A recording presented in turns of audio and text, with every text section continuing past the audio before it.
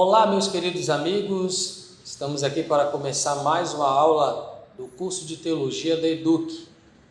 Desta feita falaremos sobre as disciplinas homilética e hermenêutica. Eu sou o professor Roberto Campista, estou aqui para estar junto com vocês, ministrando esta aula, trazendo os fundamentos básicos da homilética e da hermenêutica do curso teológico da EDUC. Nós vamos começar pela introdução, o que é a homilética como disciplina do curso de teologia.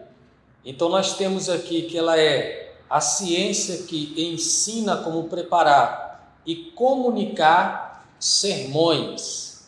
A arte de pregar é um instrumento que ajuda o pregador a organizar os seus pensamentos de forma que facilite a exposição do seu sermão. Então a homilética, ela de maneira alguma substitui a devoção do pregador. Ela apenas mune ele das ferramentas para que ele possa ter uma capacidade melhor de preparar e entregar o seu sermão ao seu auditório. Cabe ressaltar que, como disciplina da teologia, ela está elencada na parte da teologia prática. Então, a homilética, ela supre esta necessidade na vida daquele que gostaria ou que queira anunciar a palavra de Deus com maior organização das ideias, com maior organização dos seus pensamentos. Nós temos aqui a definição do termo, a etimologia da palavra homilética. Nós vamos fazer a leitura e depois a exposição. A origem do termo homilética deriva do substantivo grego homilia, que significa literalmente associação, companhia. Vem do verbo homileo, que significa falar, conversar. A homilética, ela é a disciplina que versa sobre essa capacidade de falar, organizar as ideias para que o pregador ele tenha a capacidade de passar todo o seu conteúdo de maneira clara, explícita ao seu auditório. Ela é uma palavra que aparece aqui no Novo Testamento, por exemplo, em 1 Coríntios, capítulo de número 15, verso 33, não se engane, as más companhias corrompem os bons costumes. A tradução a Nova Almeida Atualizada. Já numa outra, a Ara Almeida Revista Atualizada, está assim: não vos enganeis, as más conversações corrompem os bons costumes. Então, no original grego, a língua que foi escrita, o Novo Testamento, nós temos a palavra conversação, homileo, lá no texto grego. Então vemos que ela é um termo que aparece na Escritura e que depois veio a ser organizada como disciplina da teologia prática, dada a necessidade que os primeiros cristãos tiveram para pregar o Evangelho.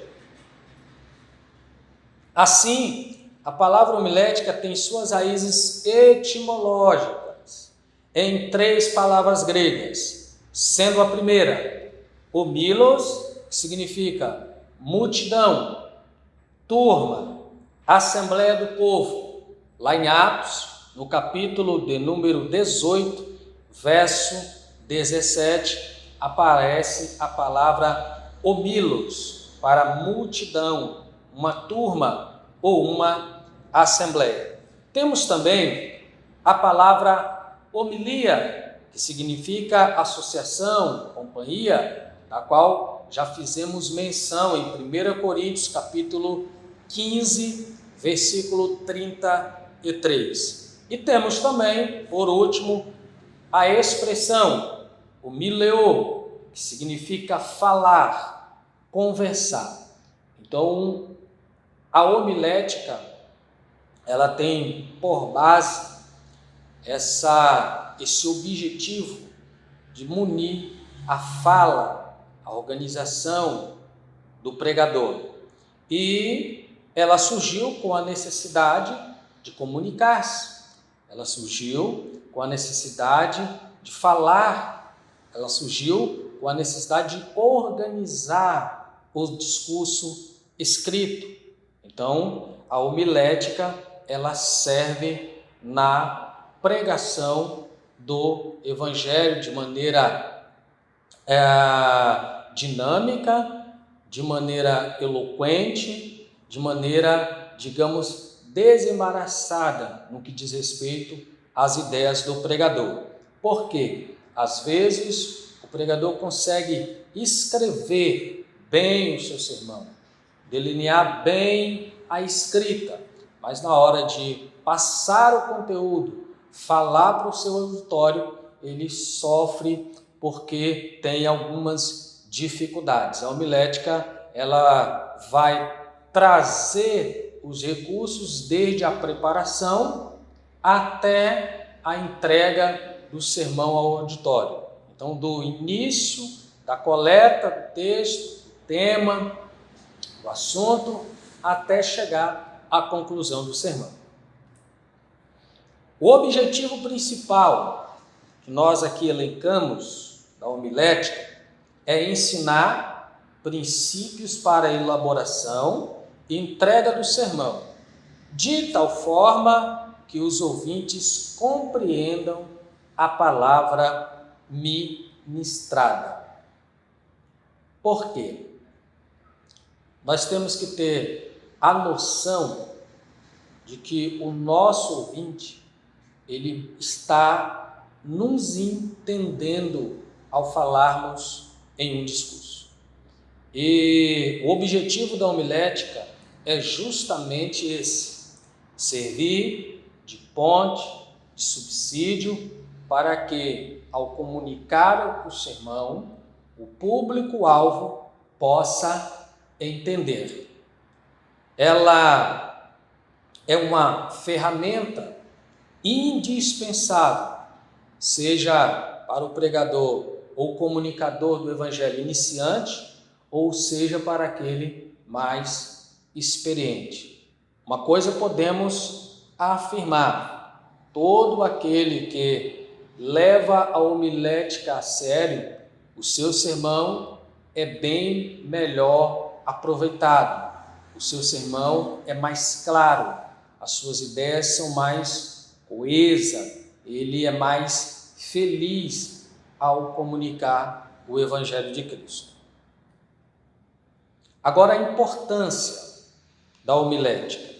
Nós vamos trazer alguns subsídios que nos apoiará em nossa ideia de que a homilética, ela é uma disciplina importante e que faz mal àquele que não a observa como uma ferramenta útil. Às vezes, pensando que só a parte devocional deve ser valorizada e a parte técnica, ela como ciência, ela como arte, deve ser desmerecida. Então, precisa ajuntar a espiritualidade do pregador e a técnica oferecida a este, para que ele possa comunicar com mais ousadia, com mais intrepidez, com mais clareza o evangelho pregado por ele.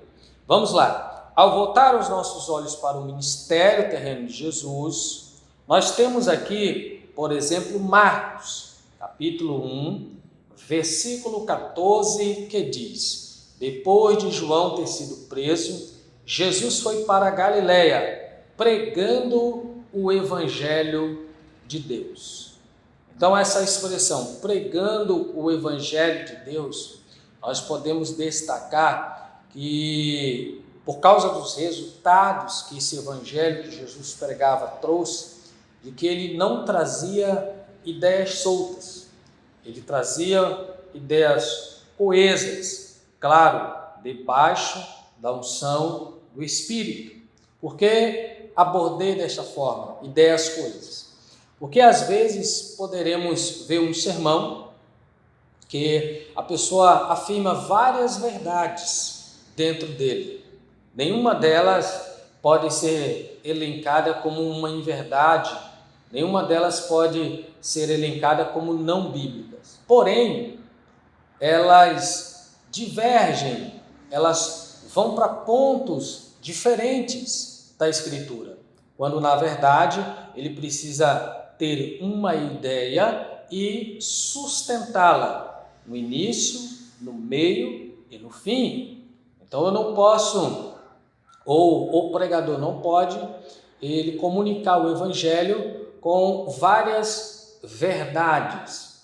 O texto fica como se fosse uma colcha de retalhos. Não, a mensagem precisa ter uma ideia central que será defendida pelo pregador. Então Jesus, ele valorizou essa parte que se chama a pregação do Evangelho. Temos uma outra referência, e ao retornar do deserto, lá nós podemos ver, cheio do Espírito Santo, em Lucas capítulo 4, versículo 18 e 19, nós temos aí: o Espírito do Senhor está sobre mim, pelo que me ungiu para evangelizar os pobres. Então a homilética, ela não vai contribuir com a sua vida só na tribuna, só quando você fizer uso do púlpito da igreja ou de algum evento que tenha destaque para que você fale. Não, a homilética, ela te dará ferramentas, ela te dará condições para que você pregue, evangelize, fale da Escritura, fale do amor de Deus a qualquer pessoa ou em qualquer lugar que se lhe ofereça uma clara oportunidade.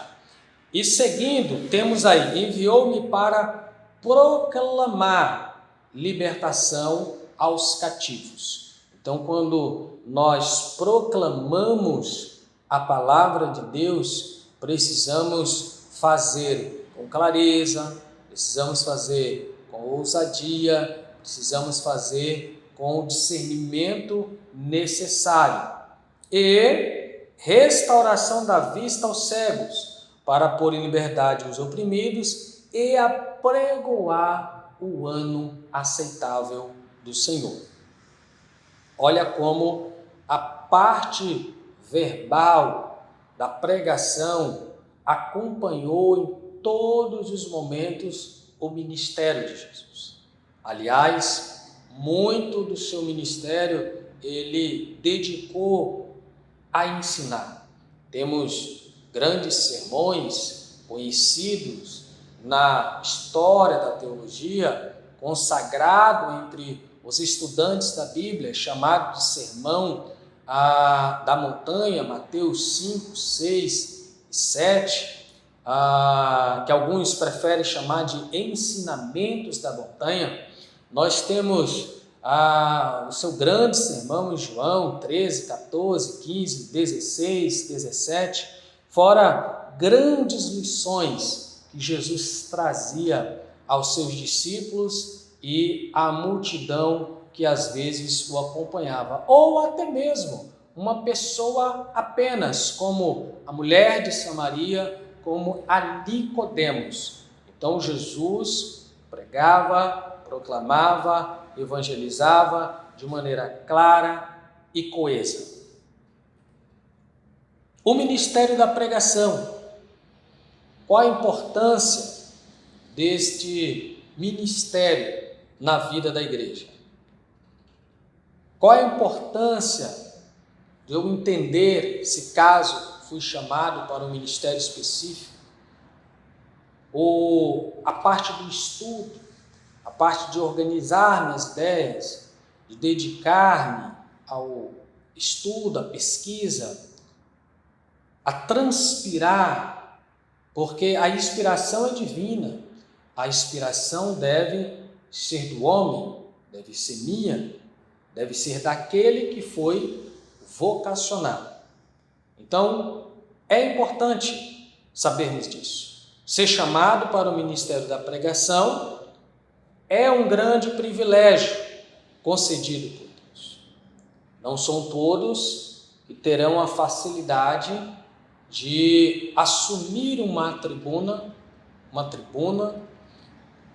e trazer um sermão de meia hora, 40 minutos, ou quem sabe um estudo de 1 hora, mantendo a coesão das ideias, mantendo a clareza da linguagem, mantendo uma postura física adequada, um contato real com o seu público.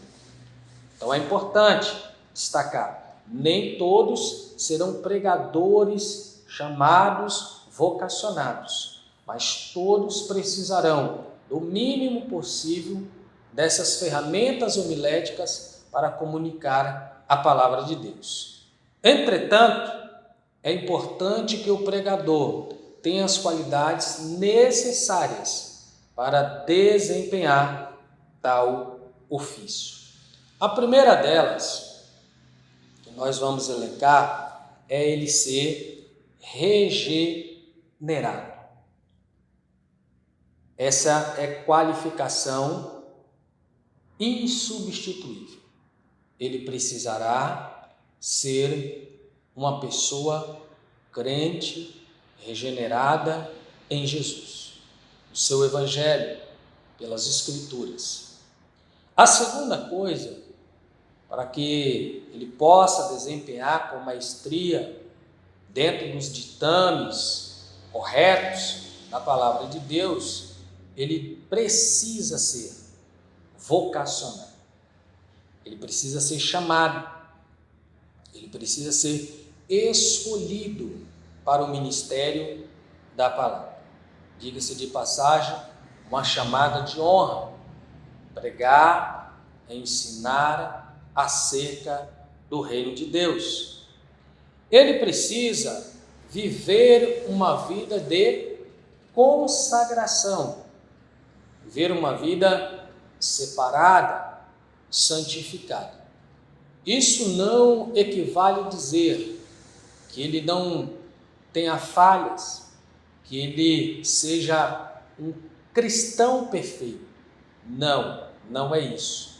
Agora ele precisa ter uma comunhão com Deus, uma consagração. Ele precisa ter momentos de separação com Deus para que ele possa exercer o ministério da palavra.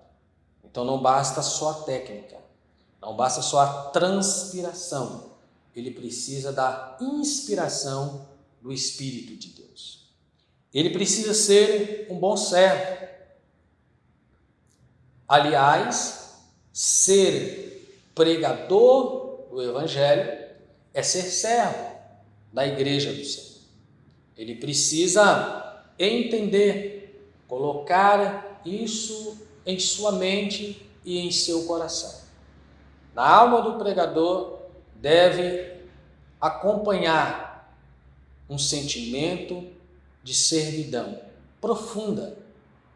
Ele deve entender que primeiro ele é servo de Deus, ele é o embaixador do reino, e depois ele foi posto como servo dos seus co-irmãos, daqueles que herdarão o reino de Deus. E também ele foi posto como profeta, proclamador do evangelho àqueles que não fazem parte da sua comunidade de fé, não têm a mesma crença sua. Então ele é posto como servo. Ele precisa amar as almas. É claro, nós não estamos falando do dom específico de um evangelista. Agora, um pregador sem amar as almas é uma das causas do insucesso daqueles que se lançam a pregar o evangelho ou daqueles que foram chamados, mas esqueceram que precisa guardar um grande amor pelas almas. Ter um bom testemunho, que é o resultado de uma vida de santificação.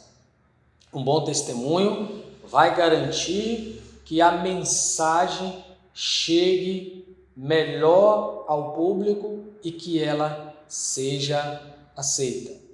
Nós não podemos entender que só por causa da habilidade, por causa da técnica, o pregador vai conseguir convencer todo o seu auditório.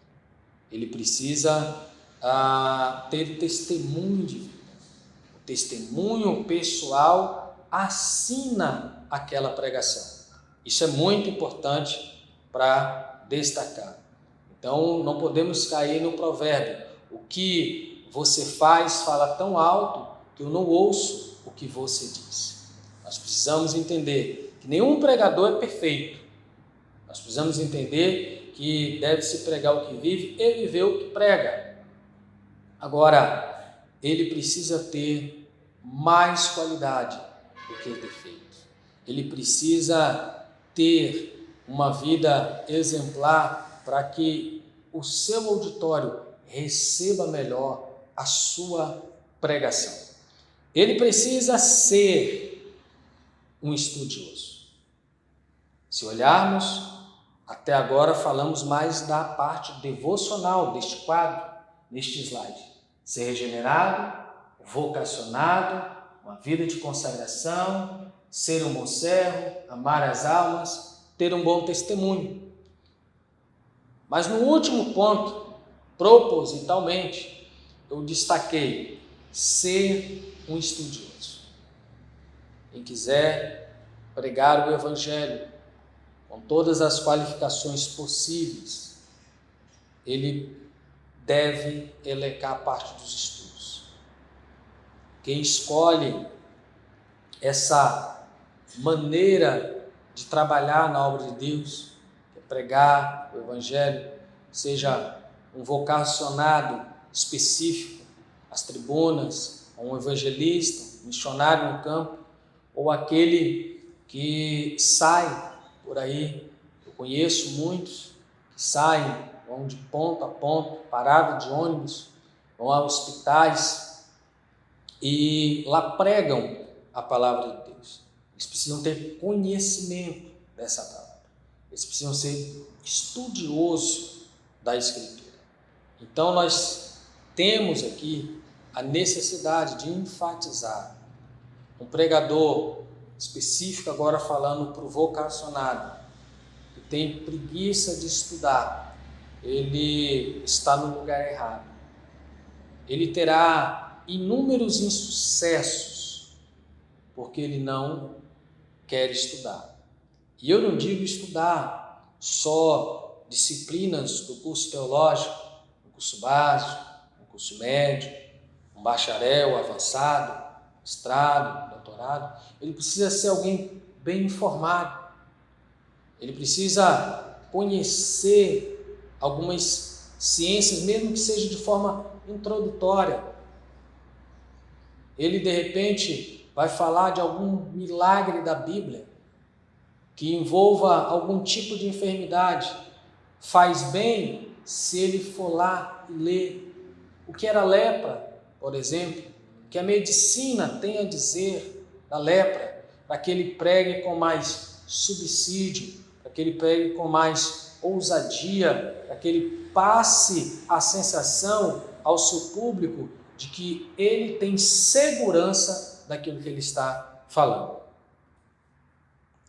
Agora, nós vamos entrar na parte dos tipos de sermão. Nós vemos algumas classificações. Eu já li livros em que o pregador, o escritor, ele coloca como doutrinários e evangelizantes os dois tipos de sermões. Já li livros em que está lá tipo de sermão temático, textual, expositivo e biográfico. Nós não queremos trazer aqui uma regra, nós não queremos discutir os pormenores. Eu escolhi falar dos 3 principais, os mais conhecidos, quais sejam temático, textual e expositivo.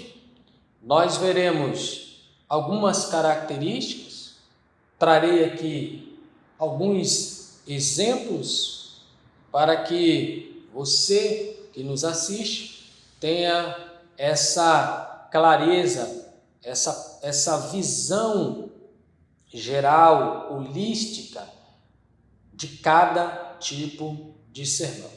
Então, você terá a oportunidade de acompanhar o vídeo, a aula, parar quando necessário, para que você note a diferença de cada tipo de sermão. Nós iremos para o primeiro, o sermão temático. O que é um sermão temático? Não confundir a natureza do sermão temático com o tema do sermão. O tema do sermão, todos eles devem ter, seja de ordem biográfica, seja expositivo, seja textual. Todo sermão deve ter um tema. E este tema não pode ser dúbio, não pode ser confuso, esse tema não pode ser extravagante. O tema tem que ser simples, claro e profundo. Sermão temático. O sermão temático, o tópico, é aquele cujas divisões são extraídas do tema, pelos seus tópicos derivarem de um tópico tirado da Bíblia.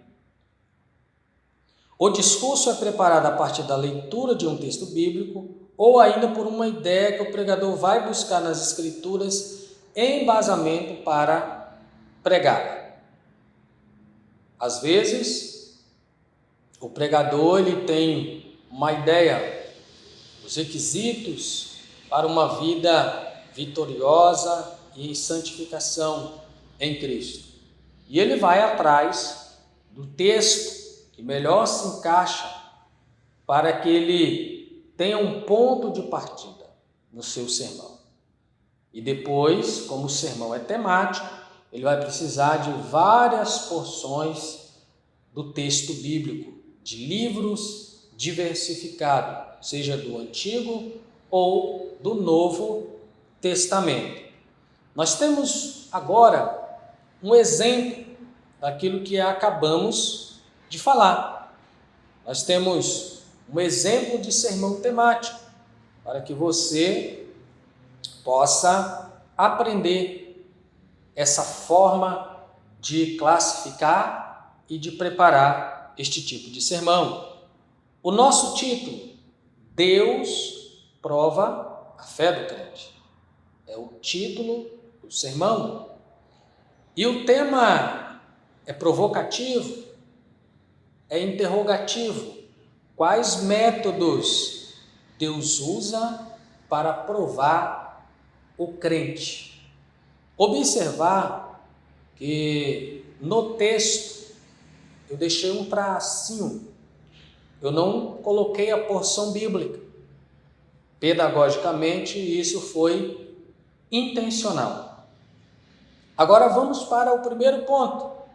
Ele o prova ao pedir grandes sacrifícios.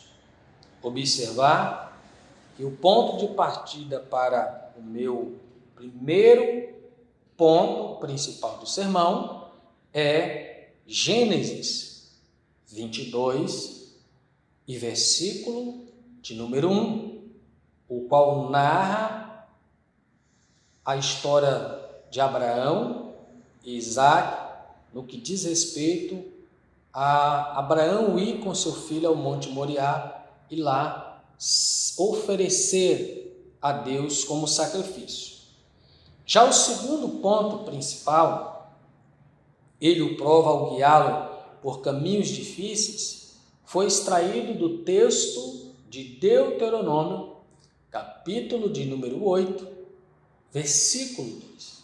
Então, no sermão temático, não é obrigatório eu ficar dentro do texto de partida. Eu posso pegar uma linha, uma frase do versículo, escolher para ler com o meu público e depois usar várias porções bíblicas para justificar o meu tema, que neste caso é quais métodos Deus usa para provar o crente. Terceiro ponto principal diz assim: ele o prova ao dar oportunidade de escolher ou de escolha. Está lá em 1 Reis, primeiro livro dos reis de Israel, capítulo 3, versículo 5. O quarto ponto diz assim: ele o prova ao propor tarefas difíceis. João, capítulo de número 6, versículo 5. Ele o prova ao permitir tentação.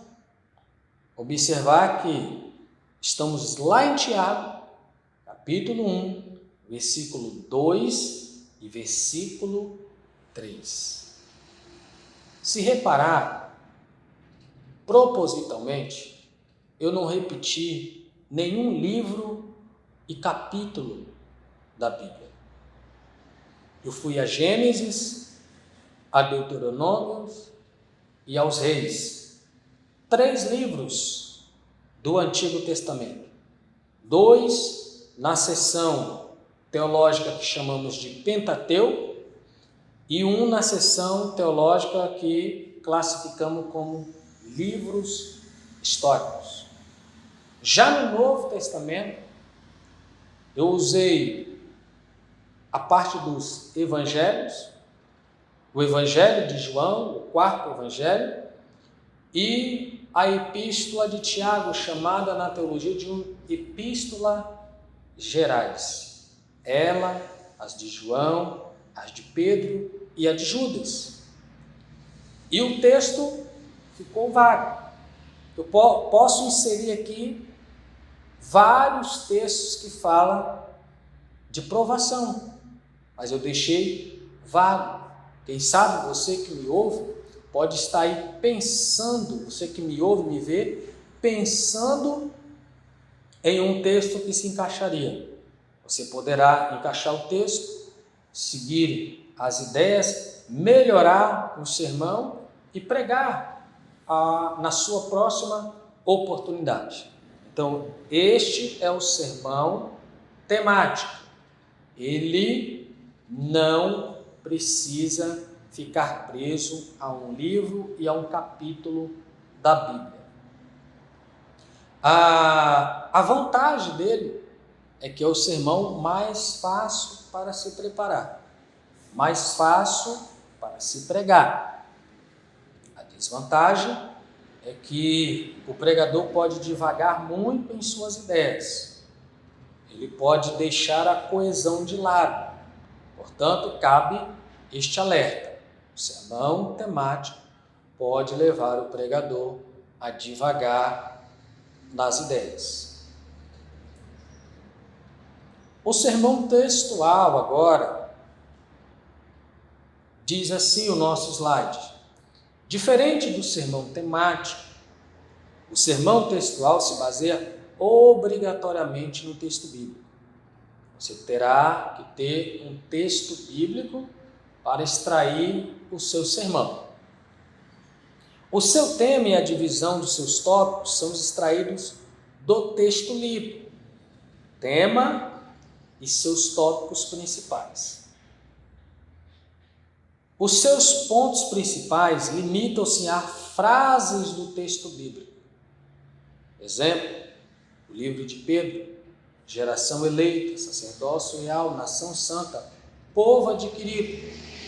As frases já me vêm do próprio texto.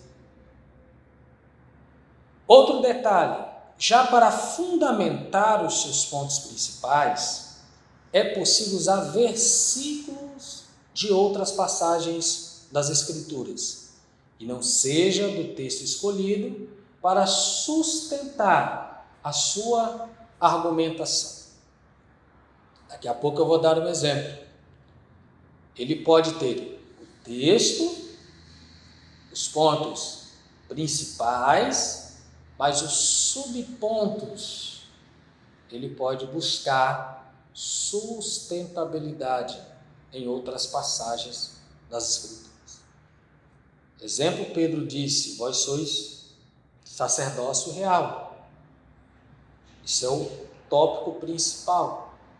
E para sustentar este tipo de sacerdócio, eu posso começar lá em Êxodo, quando Deus fala do sacerdócio da nação eleita e depois ele separa Abraão para o sacerdócio, para servir-se de sacerdote, sumo sacerdote, melhor dizendo, na ministração das ofertas.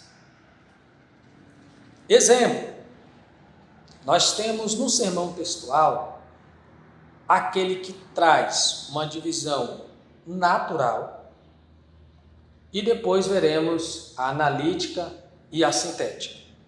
A divisão textual natural segue a ideia do sermão fornecida pelo próprio texto. Neste tipo de divisão, o pregador pode utilizar as palavras do texto como estão, pois segue uma ordem lógica, evitando maiores preocupações. Aqui está o texto de Isaías. Percebam bem: maravilhoso conselheiro, Deus forte, Pai da eternidade e príncipe da paz. Lembrando que eu estou usando a versão Almeida Revista Atualizada, porque se você que me vê e ouve usar a corrigida, vai estar lá: maravilhoso, vírgula, conselheiro, Deus forte, Pai da eternidade e príncipe da paz. Aqui então nós temos os 4 pontos principais com as mesmas palavras que está lá no texto. Eu não preciso mudar em nada para pregar este tipo de sermão chamado de textual e com a divisão natural. Maravilhoso conselheiro, Deus forte, Pai da eternidade e príncipe da paz. Então, observar que as frases elas me foram fornecidas pelo próprio texto de Isaías, capítulo 9, versículo de número 6. Agora falaremos um pouco mais, indo avante, da divisão analítica. Este tipo de divisão requer mais esforço por parte do pregador, porque ele terá que colher as ideias geral do texto e dividi-la analiticamente. Perguntas poderão ser feitas, como por exemplo: quem, que, quando, como, onde. Isso facilita a descoberta dos pontos principais do texto bíblico. É claro que essas perguntas valem para todos os tipos de estudos, formas de apresentar o seu sermão, mas na divisão textual analítica ela se faz necessária. Então, neste tipo de divisão, as partes principais devem ser colocadas em ordem, sem a necessidade de usar as palavras literais do texto, igual nós vimos no slide passado: maravilhoso, conselheiro, Deus forte e Pai da eternidade. Tomando por base o texto de João, chamado por muitos de texto áureo da Bíblia, temos aí João 3,16, o título: o dom gratuito de Deus. E o tema, a salvação é dádiva divina. O primeiro ponto é uma dádiva de amor. E aí eu justifico, da onde eu tirei a frase, porque Deus amou o mundo de tal maneira. Observar que o meu primeiro ponto não está conforme textualmente está escrito no versículo, porque Deus amou o mundo de tal maneira, eu entendo que eu posso colocar a frase, é uma dádiva de amor. Segundo ponto, é uma dádiva sacrificial. Segundo ponto, é uma dádiva sacrificial. Qual sacrifício Deus fez? Deu seu Filho unigênito. Olha o sacrifício aí. Eu não preciso colocar que deu seu Filho unigênito. Eu coloco, é uma dádiva sacrificial. Terceiro ponto principal. É uma dádiva eterna, para que não pereça, mas tenha a vida eterna. Quarto ponto, é uma dádiva universal. Todo o que crê. Todo o. Então, eu entendo que essa dádiva, a salvação como dádiva divina, ela é ofertada a todos os homens. Jesus morreu para salvar todos os homens. O sacrifício de Cristo é ilimitado. O seu sangue foi derramado para salvar o homem ou o mais vil dos pecadores. Portanto, o meu sermão textual é baseado no texto de João, mas os tópicos não precisam serem feitos conforme as palavras textuais do versículo 16 de João 3. Agora a divisão textual sintética. Nós vamos trazer um exemplo aqui do escritor consagrado Elianai Cabral.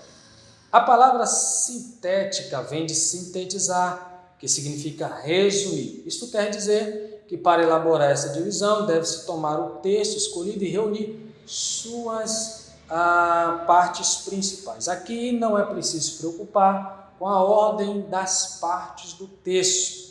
Isso é permitido porque no sermão textual sintético a preocupação é com a essência do assunto que o texto apresenta. Aí vem o exemplo. Tema: Cristo, o dispenseiro de Deus.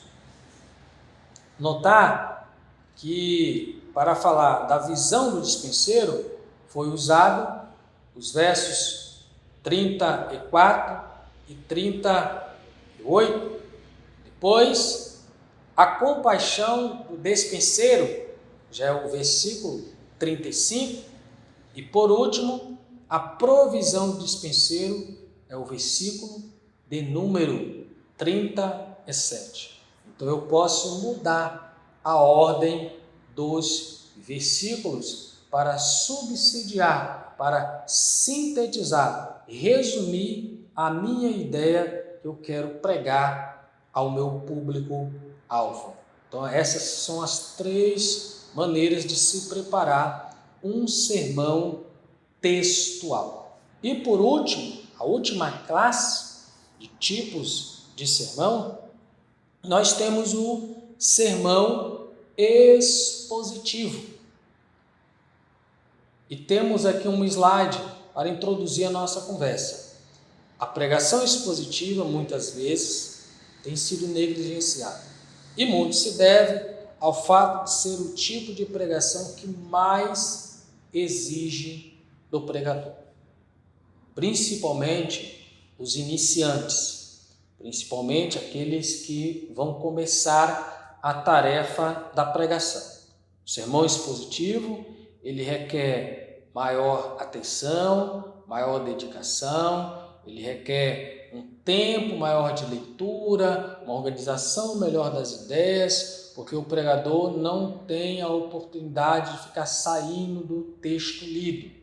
Até porque o sermão expositivo, a porção bíblica que ele escolhe para pregar, ela deve ser maior. Ela precisa ser maior já para fornecer as suas argumentações. Outra característica do sermão expositivo, definida pelos estudiosos, é que o assunto é essencialmente bíblico e cuja divisão é feita de forma lógica ou cronológica. A progressão das ideias deve levar em conta o texto bíblico, estritamente o texto bíblico lido por ele.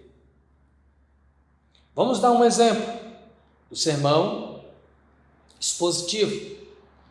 O texto é Salmo, de número 23, versículos ou versos, primeiro até o sexto, o último verso. O título, O Bom Pastor. O tema, Os Cuidados do Bom Pastor. Notar que toda a argumentação estará dentro do Salmo lido. O primeiro ponto, vamos falar do pastor das ovelhas. Olha bem, para subsidiar esse pastor das ovelhas, o subponto diz, ele é um pastor presente. O verso de número 1 provê subsídio para eu afirmar, ele é um pastor presente. Esse pastor presente, ele traz a provisão das ovelhas. Que provisão é essa?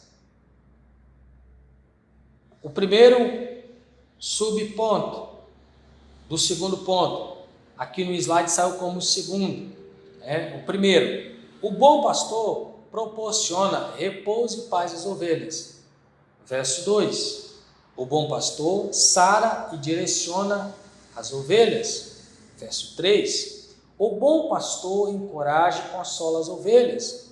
Verso 4, o bom pastor protege e provê alimentos para as ovelhas.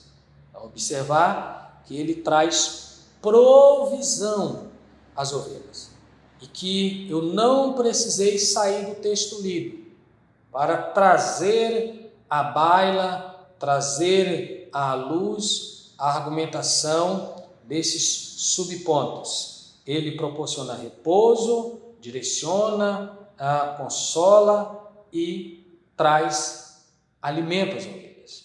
E por último, o terceiro ponto, ele trata também do futuro dessas ovelhas. Notar que o bom pastor tem um futuro glorioso para as suas ovelhas.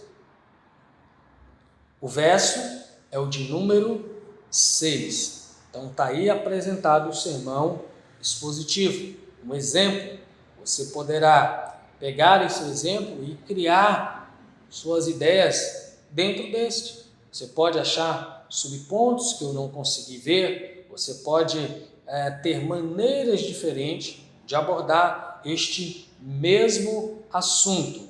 E uma característica do sermão expositivo, ele é considerado o mais bíblico no que diz respeito a ser sempre fiel ao texto, desde sua escolha até a conclusão do sermão diante do seu auditório. Por isso, classificado ele é como o sermão mais bíblico. Isso não quer dizer que eu não posso ser bíblico e pregar temático. Posso pregar temático e ser bíblico, posso pregar textual e ser bíblico. Mas, de fato, esse aqui se prende mais ao texto lido. Mas tem uma característica negativa. Uma das, se o pregador ele não tiver fluência, se ele não tiver eloquência, se ele não delinear as ideias, ele pode passar uma imagem de monótono.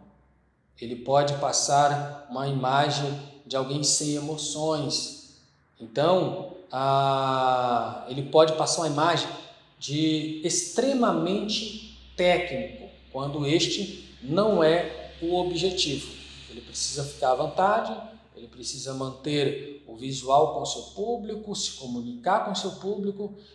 E outra ideia que o sermão expositivo pode passar é que alguns confundem, pensando que o sermão expositivo é um comentário exaustivo, versículo por versículo, quando na verdade não é um comentário exaustivo, versículo por versículo. Já imaginou escolher pregar um capítulo da Bíblia com 15 versículos e comentar todos os 15 de maneira exaustiva?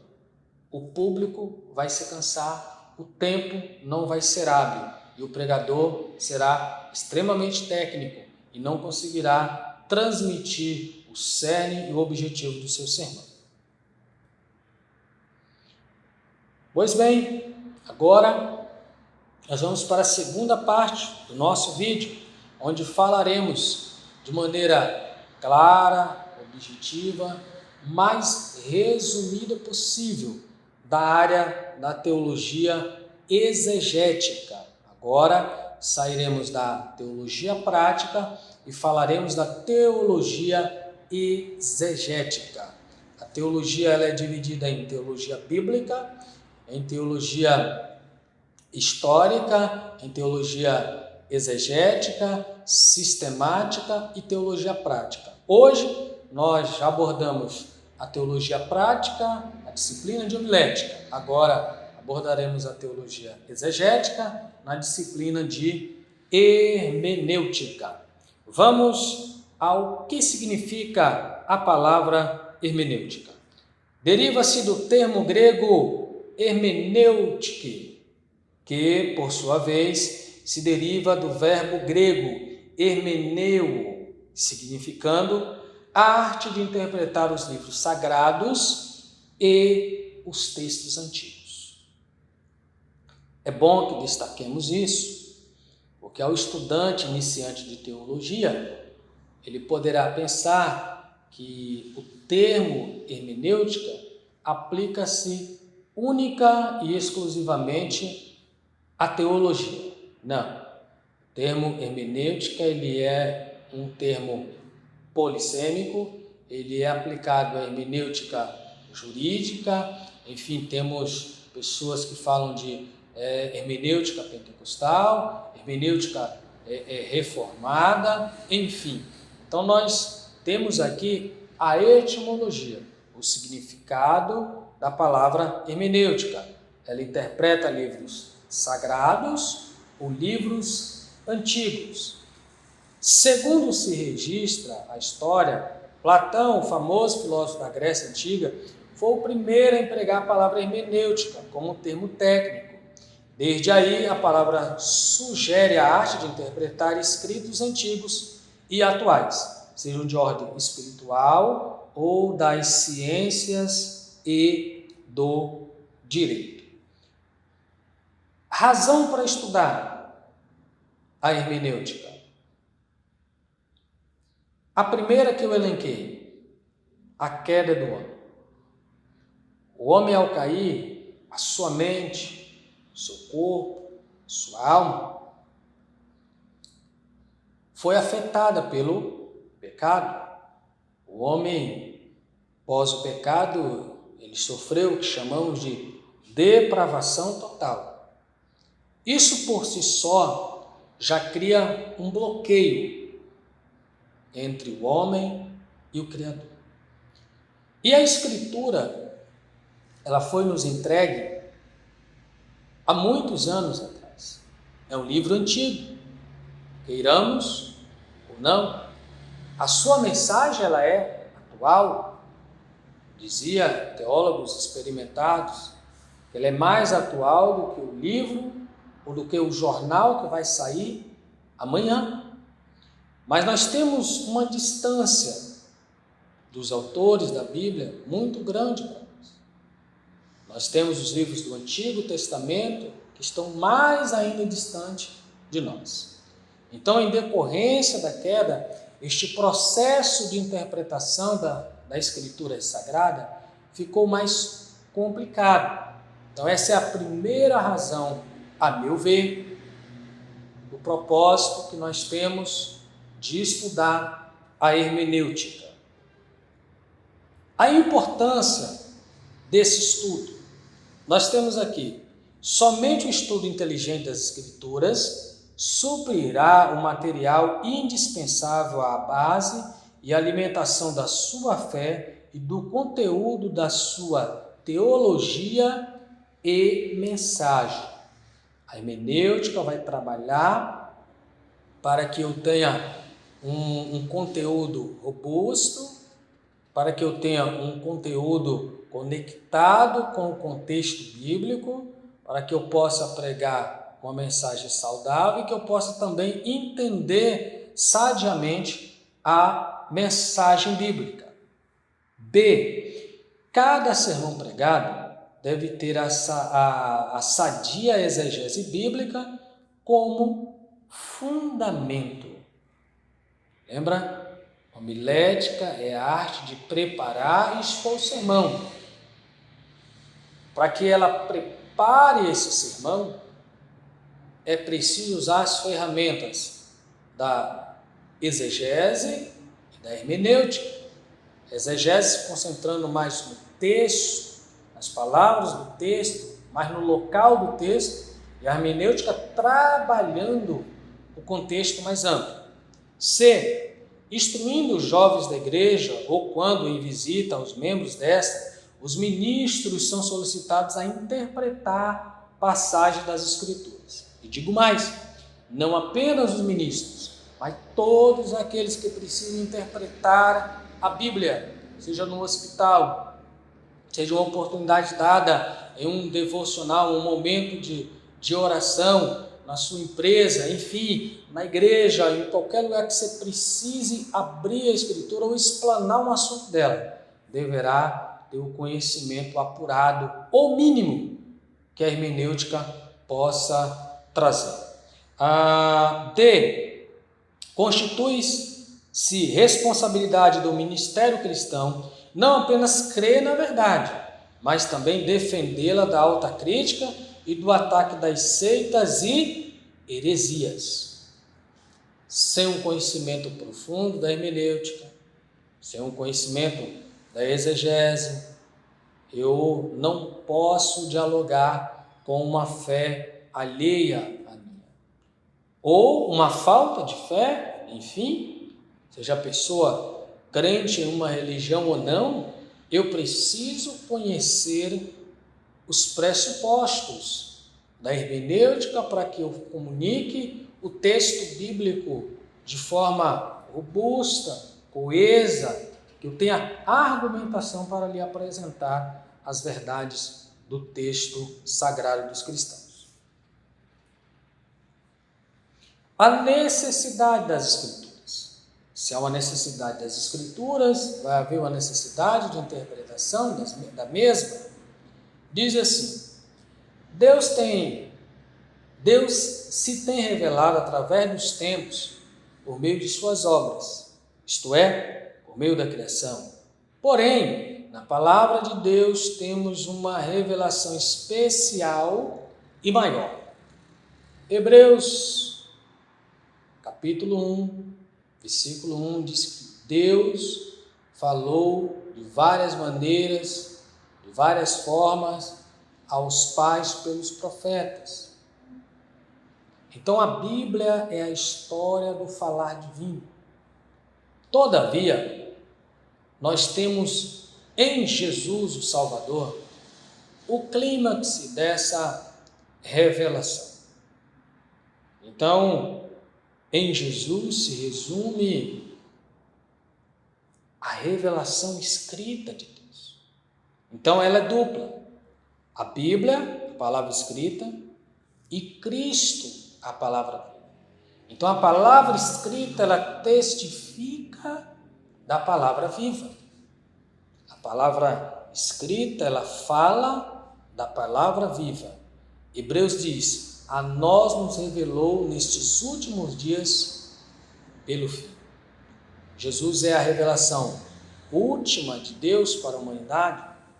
Ele é a revelação conclusiva de Deus para a humanidade. Ele é a maior revelação de Deus para a humanidade. Então, lendo a Escritura, essa revelação escrita de Deus, dentro dela, fazendo o processo correto da hermenêutica, eu encontro a palavra viva de Deus, o Verbo que se fez carne. E por que devemos estudar a hermenêutica? Temos algumas razões. A Bíblia é o manual do crente na vida cristã e no trabalho. A Bíblia alimenta nossas almas. A Bíblia é o instrumento que o Espírito Santo usa nas suas batalhas. Jesus venceu porque sabia a hermenêutica do texto. O adversário citou passagens bíblicas fora de contexto. Se tu és o Filho de Deus, lança-te do alto abaixo. E ele cita corretamente o texto da lei em Deuteronômio: não tentarás o Senhor teu Deus. Então a hermenêutica é para que nós tenhamos a capacidade de defender e proclamar a fé cristã. A Bíblia enriquece espiritualmente a vida do salvo. Enriquece espiritualmente, mas também enriquece intelectualmente. Muita gente melhorou a leitura por causa da persistência em ler a Bíblia. Como mensagem, ela é espiritual, mas como a literatura, ela serve para todos os propósitos que um outro livro ia servir. Como muitas pessoas foram alfabetizadas lendo a Bíblia, melhoraram a leitura, delinearam melhor os pensamentos, porque leram a Escritura. Então ela enriquece primeiramente espiritual, mas ela também robustece o seu intelecto. A hermenêutica trata, em um dos seus pontos, das chamadas figuras de linguagem. Eu resumi, trouxe algumas das principais, que lendo corriqueiramente nós vamos encontrar no texto bíblico. Metáfora é uma delas. É a figura de linguagem que afirma que alguma coisa é o que ela representa ou simboliza, ou com o que se compara, Nós podemos ver no Salmo 46, a Bíblia diz assim: Deus é refúgio, Deus é fortaleza, Deus é socorro bem presente. Na verdade, Deus é Espírito, Deus é Deus. Mas lá é uma metáfora para dizer que Deus é o fortalecedor, é o Todo-Poderoso e que está presente. Salmo 23, o Senhor é o meu pastor. Deus é Deus. Aí o salmista estava expressando que o cuidado de Deus é tão grande que ele diz: Ele é o meu pastor. Uma hipérbole é a afirmação em que as palavras vão além da realidade literal das coisas. É mais fácil um camelo passar no fundo de uma agulha do que um rico entrar no reino de Deus. Muitos chegaram a dizer que ali era a palavra corda no original, chegaram a criar uma porta estreita na Palestina, a dizer que o camelo deveria tirar um pouco do seu fardo para, agachado, ele passar pelaquela porta. Mas, na verdade, Jesus estava expressando uma figura de exagero. Se um camelo não vai passar no fundo de uma agulha, mas mesmo assim seria mais fácil, um rico apegado ao dinheiro não vai entrar no reino dos céus. Até porque o contexto fala do jovem rico. Então Jesus não está falando da riqueza, ele está falando do apego a elas. Porque senão, como ficaria Abraão, como ficaria Davi, homens que tiveram muitas posses nos tempos bíblicos. Ironia é a expressão de um pensamento em palavras que, literalmente entendidas, exprimem o pensamento oposto. Acabe mandou chamar Micaías. E quando ele se apresentou diante de Acabe, Ele disse: sobe, ó rei, porque Deus entregou a guerra em suas mãos. Em outras palavras, ele não estava abençoando a ida de Acabe à guerra. É tanto que Acabe entendeu e disse: eu não falei, este homem só fala contra mim e contra o meu reino. Então ali, o Micaías, ele soltou uma ironia contra o reino destituído e macabro do Acabe. Prosopopeia é a personificação de coisas ou de seres irracionais. Isaías diz: as árvores batam palma. O salmista chegou a dizer: todos os meus ossos dirão.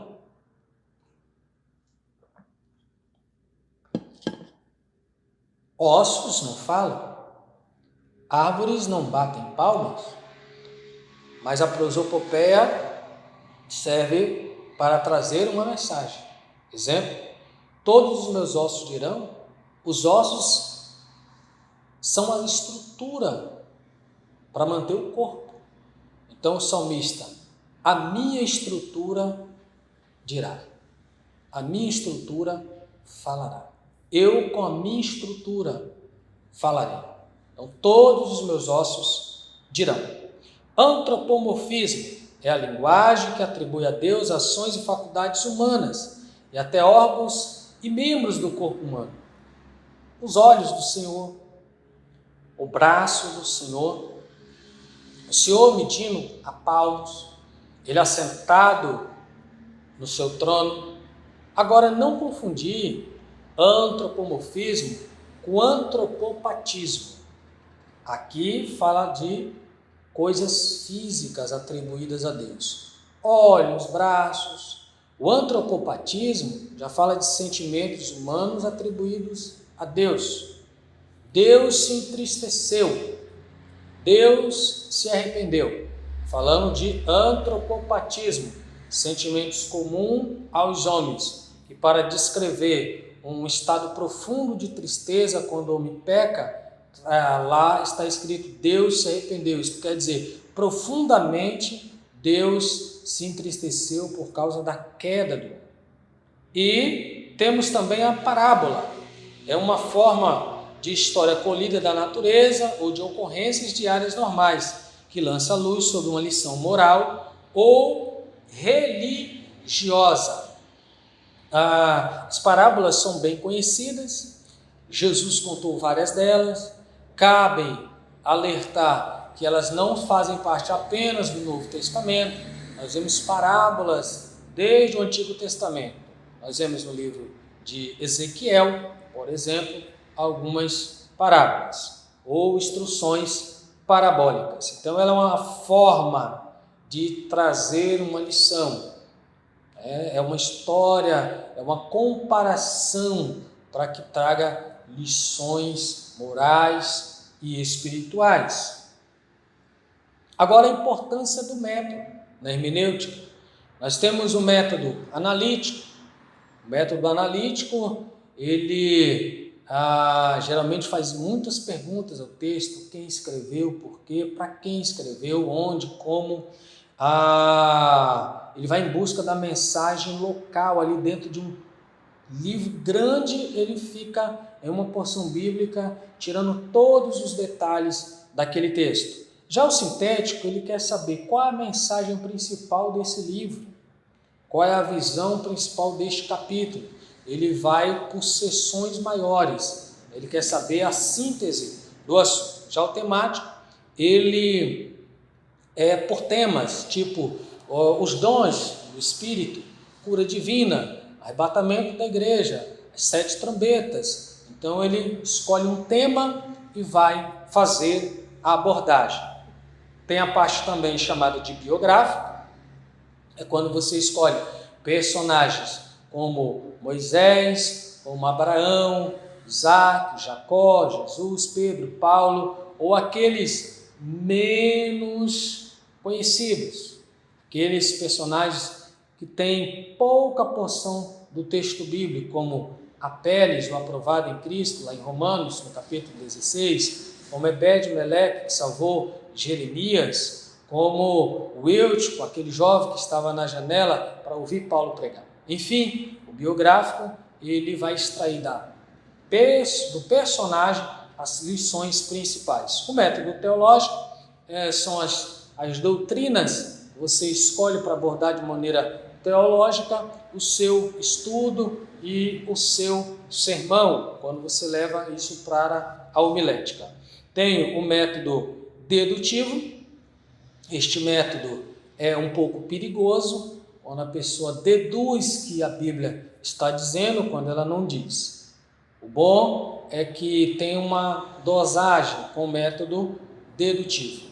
Eu aqui esqueci de colocar, mas tem o método indutivo. Na verdade, eu coloquei sintético 2 vezes, então embaixo seria, por último, o método indutivo. É quando você vai lendo e o texto bíblico vai te induzindo as lições, a entender os contextos daquela passagem. E falando em contexto, daqui a pouco nós findaremos falando deste assunto. Hermenêutica e exegese. A palavra exegese tem origem no grego ek e omai, né?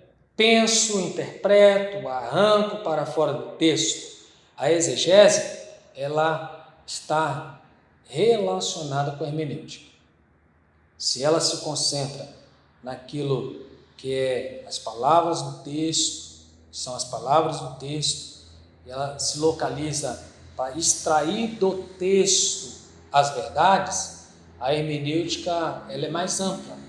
Ela pega essas verdades extraídas pela exegese e vai fazer um link com o seu contexto. Ela vai contextualizar essas verdades. E nós temos aí o tópico transpondo as barreiras culturais, linguísticas, filosóficas, geográficas e do tempo. Portanto, as razões para estudar hermenêutica passam por isso aqui. Culturais. A Bíblia está longe da nossa cultura, nós que somos ocidentais. A Bíblia, linguisticamente falando, está longe de nós que somos ocidentais. Dos 3 idiomas originais, o grego, o hebraico, o aramaico, o grego é o que se aproxima da nossa língua. Mas agora imagine o hebraico, quase todo é a língua do Antigo Testamento. Então nós precisamos transpor essas barreiras linguísticas, através do estudo das línguas originais, da hermenêutica, da exegese, enfim. Filosóficas, eles tinham visões diferentes da nossa de enxergar a sua realidade. Então a holística deles era diferente da nossa, preciso inserir-me na filosofia deles. Geográficas, a Bíblia foi produzida em 3 continentes, o continente africano, asiático e europeu. Nós estamos do lado de cá do Atlântico, então nós precisamos entender isso, que teve aí as suas peculiaridades regionais. Os profetas viveram esse tempo, os apóstolos tiveram que viver esse tempo. E a barreira do tempo. Para ser formado o cano bíblico foram 1.600 anos. 1000 anos o antigo e com período de silêncio profético entre Malaquias e Mateus, aproximadamente 420 anos, e com a formação do último livro, o Apocalipse de João, arredondando, aproximando 1.600 anos. Então, no século I, todo o cano foi escrito. Então, nós estamos há quase 2000 anos longe do tempo em que a Bíblia foi produzida. E como falávamos, para afindar a disciplina de hermenêutica, nós temos o contexto e a regra áurea. O contexto bíblico, ele pode ser imediato ou remoto. Exemplo, mas em todas essas coisas somos mais que vencedores. Capítulo 8 de Romanos, verso 37.